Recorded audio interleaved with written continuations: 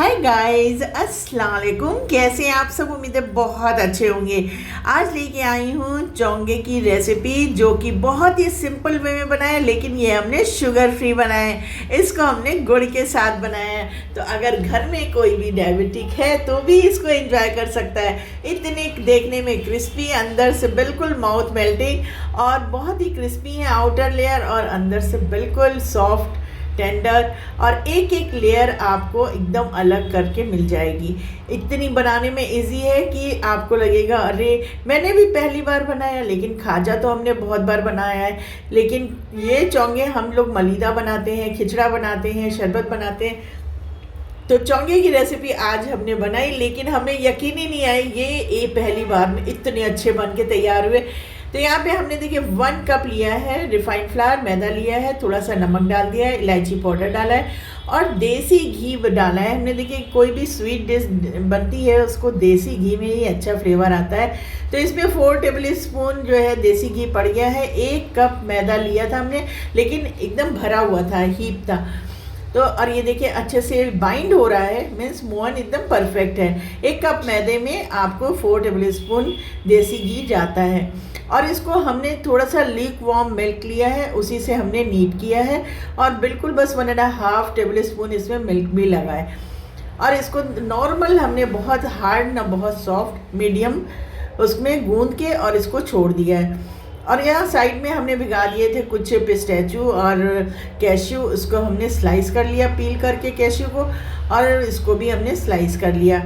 तो गार्निशिंग के लिए तो आप अपने हिसाब से अपनी चॉइस की गार्निशिंग कर लीजिएगा, लेकिन ये जो खसखस है ना, पॉपी सी, इसको ज़रूर आप डालिएगा। इसको जो है ना भून लीजिए, थोड़ा ड्राई रोस्ट कीजिएगा, और ड्राई रोस्ट करने के बाद इसको आप ठंडा कर लीजिए।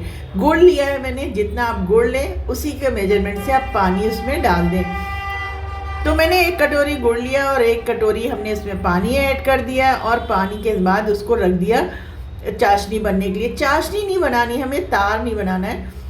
तो एक तरफ चाशनी हमारी बन रही है, दूसरी तरफ ये देखिए हमने इसको आधा घंटा रेस्ट दिया है। उसके बाद इसको हमने इक्वल साइज़ में कट कर लिया है। पेड़े इक्वल साइज़ में कट करने का मतलब यही रहता है कि आपकी रोटियां भी इक्वल साइज़ में बनेंगी, और ये बस आप कैसे भी आपको बेलनी है, इट्स नॉट नेसेसरी, बट कि वो शेप कैसा जाएगा आपको, लेकिन बहुत ही पतली बेलनी है। जितनी पतली आप बेलेंगी, देखिए मेरा हाथ भी दिख रहा है, इतनी पतली बेलिए कि जितनी आप उतनी ही अच्छी वो मतलब लेयर्स आएंगी। अब यहाँ पे हमने थोड़ा सा इसके ऊपर हमने देसी घी लगा दिया, और हमने छन्नी से देखिए यहाँ पे आप या तो कॉर्नफ्लावर भी ले सकते हैं, मैदा भी ले सकते हैं, चावल का आटा भी ले सकते हैं, कोई भी इसके ऊपर आप डस्ट कर दीजिए, तो लेयर आपकी बहुत परफेक्ट खुलेगी।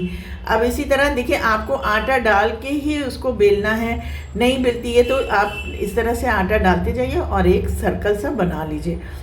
बस दूसरी को उसके ऊपर रखा है, फिर हमने घी लगाया है, फिर आटा डस्ट किया है, फिर इसी तरह तीसरी को रख दिया है, फिर घी लगा दिया है उसके ऊपर, और फिर आटा। घी भी आपको अच्छे से लगा देना है इवनली, और डस्ट। अच्छा, अगर आप हाथ से भी, छन्नी की जगह हाथ से भी डालते हैं तो ब्रश से उसको स्प्रेड कर दें। तो आप बोलेंगे कि अरे लेयर खुली नहीं, तो इवनली जब रहेगा ये आप साटा बना के भी लगा सकते हैं। तो बस इसी तरह हमने 5 रोटियां ले ली, और इसी तरह एक के ऊपर एक रखते गए, 6 और रखते गए। और इसको आप हाथ से भी थोड़ा सा प्रेस कर लेंगे तो भी ये ठीक है, और नहीं तो आप हल्का सा लाइट हैंड से ही बेलन को रोल कर दीजिए, जैसे कि हमने किया। और उसके बाद जितने बड़े साइज़ के आपको बनाने हैं उस हिसाब से आप इसका साइज़ ले लें। मैंने 1 इंच का मार्जिन लिया है, और बस इसी तरह से हमने कट लगाते चले गए हैं। और अब इसके बाद देखिए ऊपर वाली लेयर पे हमने घी और ये आटा डस्ट नहीं किया था, क्योंकि हमें रोलिंग पिन इसके ऊपर चलानी थी, और मैं भूल गई। तो मैंने एक रोल जैसे ही इसको किया, मैंने कहा अरे मुझे याद आ गया कि अरे मैंने इसको डस्ट नहीं किया है। तो ये तो मेन है कि अगर आपने लास्ट वाली को नहीं डस्ट किया तो वो एक लेयर आपकी जो है स्टिक हो जाएगी, वो खुलेगी नहीं। और देखिए इस तरह से आपको रोल करना है, बैक साइड उसको स्टिक कर देना है और प्रेस कर देना है। फिर हमने इसमें थोड़ा सा घी लगाया और इसको इसी तरह से मैदे से डस्ट किया, और फिर हमने रोल करना शुरू कर दिया। बस इसी तरह आपको रोल करते जाना है, और जो कॉर्नर बच रहा है उसको नीचे लेके प्रेस करना है। और ये बहुत ही सिंपल इजी वे है, कोई भी कर सकते हैं। बच्चों को भी बोलेंगे तो वो भी रोल कर देंगे। और एक एक लेयर आपकी अलग होगी। ये देख लीजिए, इस तरह से नीचे आप प्रेस कीजिए और इसको हाथ से पाँव पे रख के इसको प्रेस कर लेना है। और चाशनी मेरी देखिए पक रही है। हमें ना इसमें तार करना है, कुछ नहीं करना है। ये देखिए नीचे का पार्ट आपको इस तरह से नीचे स्टिक कर देना है और प्रेस कर लीजिए इधर से। ना इसमें हमें पानी लगाना है, कुछ नहीं करना है, बस ऐसे ही रख देना। और जो लास्ट का दोनों साइड का बचा था उसको भी बिल्कुल वेस्ट नहीं करना है हमें कुछ भी। इसको भी हम रोल कर लेंगे और एक छोटा बन जाएगा, बस यही है। बाकी तो सब बड़े रहेंगे, ये थोड़ा सा छोटा सा बन जाएगा, बच्चों के लिए हो जाएगा। तो ये हो गया, मेरे सारे बनके तैयार हो गए। अब देखिए इसको आपको इस तरह से हाथ से पहले प्रेस करना है। अच्छा, कई लोग ऐसे ही हाथ से ही करके डाल देते हैं, no need to rolling pin use करने की भी ज़रूरत नहीं है। लेकिन आप हल्का सा रोलिंग पिन चला देंगे तो वो थोड़ा साइज़ आपका और बड़ा हो जाएगा। अच्छा, ये बहुत पतला नहीं होता है ना बहुत मोटा होता है, जैसे पराठे का रहता है ना, बस उतना मोटा रहेगा। ये देख लीजिए, अभी आप लेयर्स कितनी क्लियर दिख रही हैं। और ये बनाने में देखिए, ये पाम का जो ये थंब का साइड है उसी से आपको प्रेस करना है। अगर आप डायरेक्ट रोलिंग पिन चला देंगे तो हमारा जो एक साइड का है ना, वो लेयर सब एक साइड आ जाती हैं। बस इसके लिए हम हाथ से करके उसको राउंड में लेते हैं कि सर्कल में आए। देख रहे हैं कितने अच्छे से ये पूरे रेडी हो गए।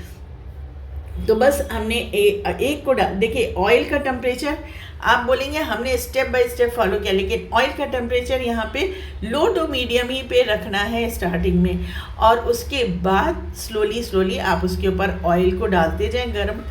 और एक अपने आप ये एक मिनट तक तो आपको इसको टच ही नहीं करना है, छोड़ देना है। उसके बाद आपको ये इस तरह से ऑयल डालना है। और जब लगे आपको कि नीचे गोल्डन कलर हो गया है और ये लेयर्स पूरी खुल गई हैं, देखिए कितने अच्छे से लेयर्स खुल गई, फिर आप इसको फ्लिप कर दें।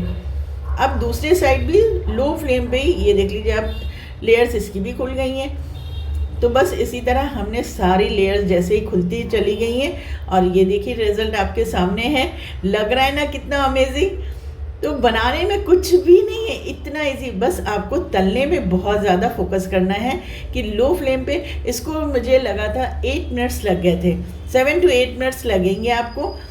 और ऑयल अगर हीटअप हो गया, जैसे अभी ऑयल का टेम्परेचर हाई है, तो थोड़ा सा आप उसको पहले थोड़ा सा आटा डाल के चेक कर लें, उसको लो करके फिर ही आपको डालना है। क्योंकि ये मैदा है, दूध में गूंधा हुआ है, तो फट से कलर तो आ जाएगा, बट वो जो लेयर्स हैं अंदर से ना खुलेंगी और ना ही कुक होंगी अच्छे से।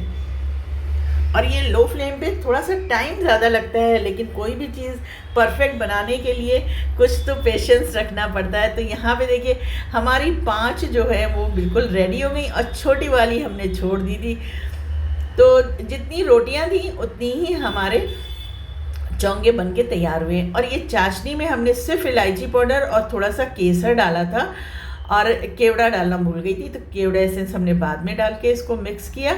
और उसके बाद जो फ्लेवर इसका इन्हेंस हुआ है हम बता नहीं सकते हैं, बहुत ही अमेजिंग।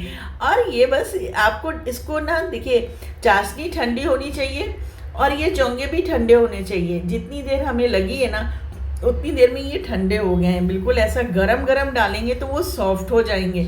और चाशनी भी ठंडी होनी चाहिए। तो चाशनी मेरी बिल्कुल ठंडी हो गई थी और ये देख लीजिए कितनी शाइन आ गई है इसमें। और खाने में तो इतने मज़े के लग रहे थे, मैं तो बना के इतना खुश हो गई कि अरे ये बन गए इतने अच्छे से। अब यहाँ पे हमने अपने ग्रैंड चिल्ड्रंस को दे दिया है गार्निशिंग करने के लिए। तो दोनों ने मिलके इस पर पॉपी सीड डाल दी, कोकोनट डाला है, डेसिकेटेड कोकोनट है, पिस्ताचियो आमंड जो था वो भी डाल दिया। तो और केसर भी हमने भिगा के रखा हुआ था, वो भी डाला है इसमें। तो बस ये देख लीजिए, आपको तोड़ के भी दिखाएंगे लेयर की क्या कंडीशन। ये देखिए ज़बरदस्त ऐसी अमेजिंग रेसिपी। और खाने में देखिए घर में कोई भी खा सकता है इसको, क्योंकि इसमें गुड़ पड़ा है, शुगर नहीं पड़ी है, और वो भी बहुत कम।